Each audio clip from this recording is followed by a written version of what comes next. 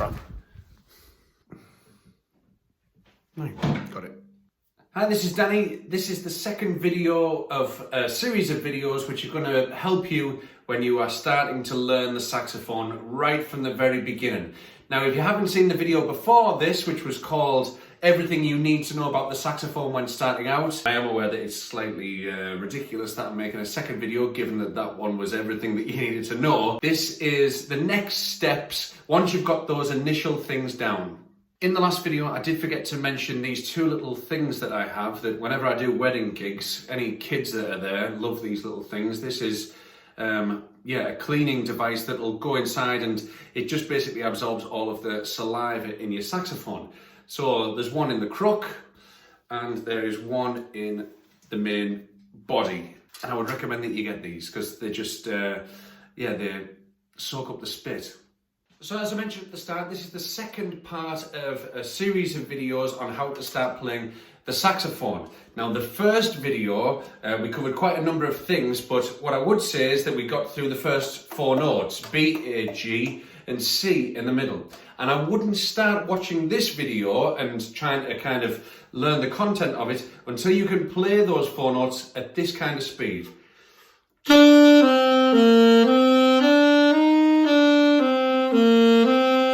When you find that you can play the four notes at that speed, then we can move on to the lower part of the range of the first octave of the saxophone. Basically the next three notes, and they're lower than the first four notes. And they involve the right hand. And what's good about it is they are near enough the same, well, you'll see, they're near enough the same as what was happening with the left hand. What's also helpful to us is it spells something, F-E-D. And you'll see that on my left hand we had the three kind of pearl covered keys, B, A and G. And we've got the same on the right hand, F-E-D. It's just my first three fingers. Again, little fingers not doing anything at the moment. F-E-D. The slight issue with the fed notes, with your right hand F, E and D, the slight issue there is they will squeak on you a lot more readily than the B, A, G or the C bag notes will. And what you'll find is when you hit F, E will be slightly more tough and D will be a lot more tough than any other note you've played. And you'll probably find that it will do this. I'll start from B, B, A, G, F, E, D.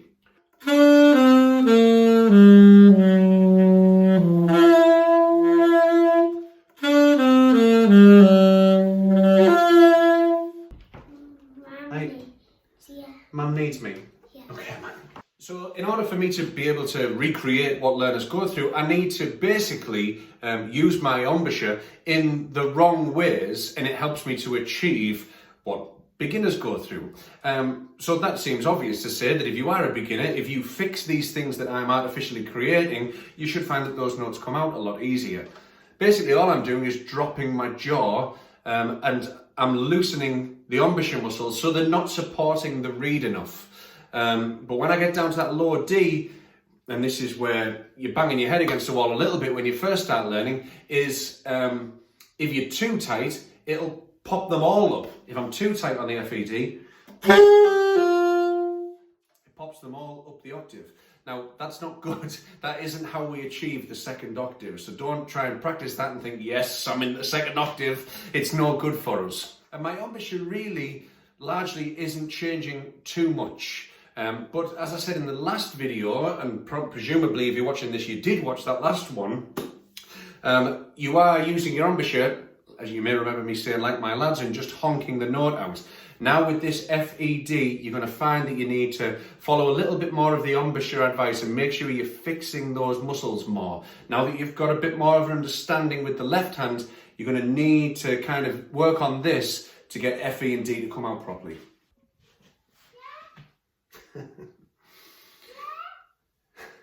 Now I am going to introduce what musicians refer to as a sharp note. You have sharps and flats in music, and I think at this stage I'm not too worried about telling you what that means, but I am going to show you what an F sharp is. And you may remember at the start that I said the right hand is quite fortunate because it's a lot like the left hand, and in this case it's nigh on identical. We've gone 1, 2, 3, And I'm going to introduce another note to you, which is just the central finger by itself, which is an F sharp.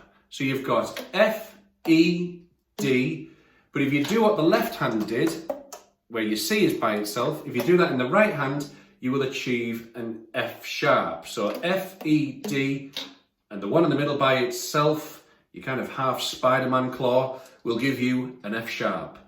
Again, I'm going to reference the first video. In the first video, I added a backing track. So there was something to kind of practice along with, so it wasn't too monotonous and laborious just going over those 4 notes.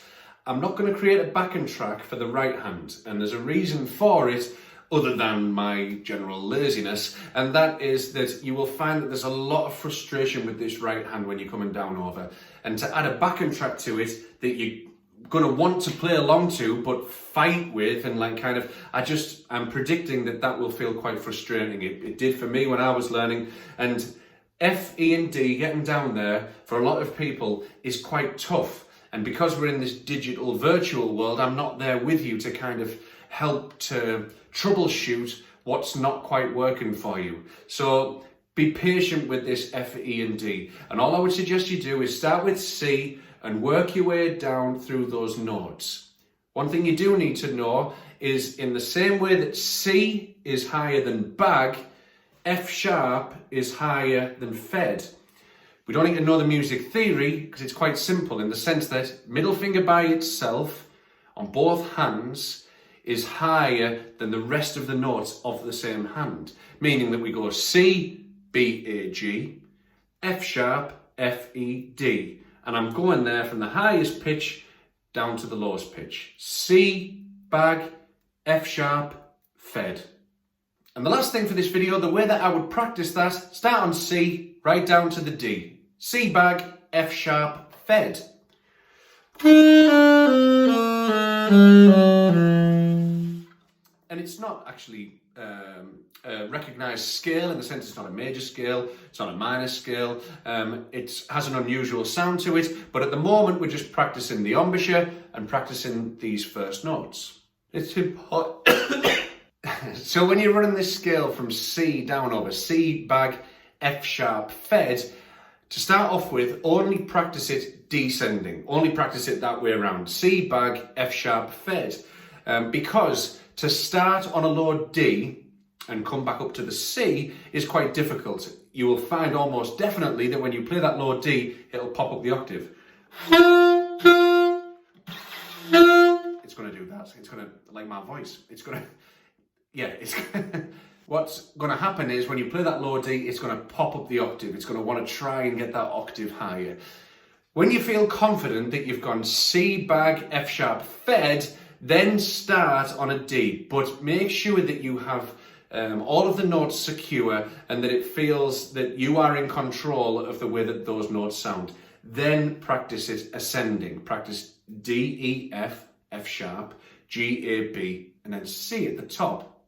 So I've just finished editing the video together and realised that I haven't said at any point, which is quite important, that you cannot play the right hand notes if all of these 3 fingers in the left hand, so basically if you aren't playing bag, the bottom notes won't work. You have to be playing bag for fed to work.